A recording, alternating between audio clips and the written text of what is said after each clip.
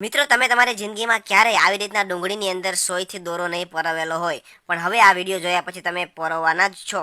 કે મિત્રો આજે હું તમને એક મસ્તનો ઉપાય જણાવવા જઈ રહ્યો છું, તો વિડીયોને અંત સુધી જરૂર જોજો. મિત્રો તમારે એક મોટી સાઈઝની ડુંગળી લેવાની છે અને હવે તમારે મિત્રો એની ઉપરની જે છાલ હોય છે, મતલબ કે ફોતરા હોય છે, તમારે ઉખેડી નાખવાના છે. એક પડ તમારે ડુંગળીનું ઉપરથી કાઢી નાખવાનું અને હવે ઉપર અને નીચેની બંને સાઈડ તમારે છરી દ્વારા થોડું થોડું તમારે કટિંગ કરી નાખવાનું છે, વધારે કાપવાની નથી.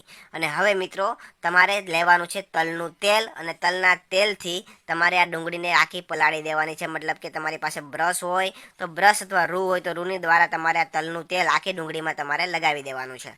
હવે મિત્રો તમે જોઈ શકો છો એ રીતના એક સોય અને દોરો લેવાનો છે અને હવે આવી રીતના તમે વિડીયોમાં જોઈ શકો છો તે રીતના તમારે સોયથી આ દોરો ડુંગળીને આરપાર કરી દેવાનો છે અને વ્યવસ્થિત તે લટકાવી શકાય તે રીતના તમારે પોરવીને તૈયાર કરવાનું છે. હવે તમે જોઈ શકો છો મિત્રો ડુંગળીની અંદર આપણે દોરો પરોવી દીધો છે. વ્યવસ્થિત ડુંગળીને આપણે ગમે ત્યાં લટકાવી શકીએ તે પોઝિશનમાં આવી ગઈ છે. હવે મિત્રો તમને એનો ઉપયોગ જણાવું તો હવે આ જે ડુંગળી છે એને તમારે એવી જગ્યાએ ઉપર લટકાવી દેવાની છે કે જ્યાં માખી મચ્છરનો વધારે ત્રાસ હોય.